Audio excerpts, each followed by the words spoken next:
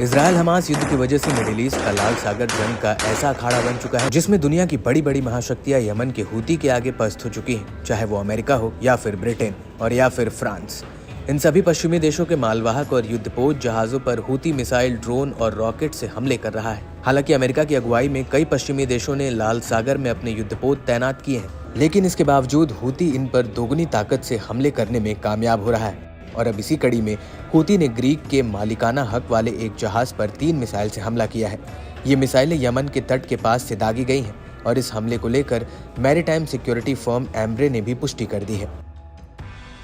Reports के मुताबिक जिस जहाज पर हूती ने हमला किया वो ग्रीक के मालिकाना हक वाला बल्क कैरियर है और इस जहाज का नाम लैक्स है, जो मार्शल आइलैंड्स के झंडे के साथ लाल सागर से गुजर रहा था। हूती ने इस जहाज पर यमन के बंदरगाह शहर होडेडा से करीब 85 किलोमीटर की दूरी पर हमला किया है और जैसे ही हूती की मिसाइलें इस जहाज पर आकर गिरी, उसने तुरंत ही संकट की सूचना दी और कहा कि इस हमले में उसे नुकसान हुआ है। हालांकि अब ग्रीक शिपिंग सोर्स ने न्यूज एजेंसी रॉयटर्स को बताया कि ये जहाज लाल सागर को पार करके यूएई की तरफ बढ़ रहा है, लेकिन हूती ने अभी तक इस हमले को लेकर कोई बयान नहीं दिया है।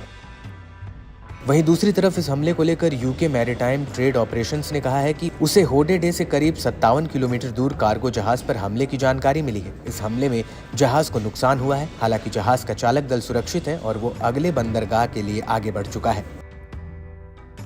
आपको बता दें कि हूती का कहना है कि वो फिलिस्तीन के समर्थन में अंतर्राष्ट्रीय शिपिंग को ठप कर रहा है, जो इजरायल के गाजा पर हमले के खिलाफ है। हालांकि हूती को रोकने के लिए अमेरिका और ब्रिटेन के यमन के भीतर हूती के कई ठिकानों पर एयर स्ट्राइक की थी, लेकिन उसके बावजूद भी हूती की लाल सागर में हमले की ताकत कम नहीं हुई है।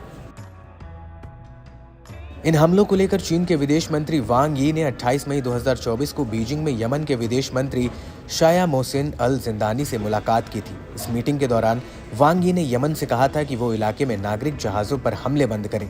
वांग यी ने यहाँ तक कहा था कि वो इस मामले में रचनात्मक भूमिका अदा करने के लिए भी तैयार है। हालांकि हूती पहले ही कह चुका है कि वो चीन और रूस के जहाजों पर हमले नहीं करेगा, लेकिन इसके बावजूद रूस के जहाज पर हमले की खबर पहले भी आ चुकी है।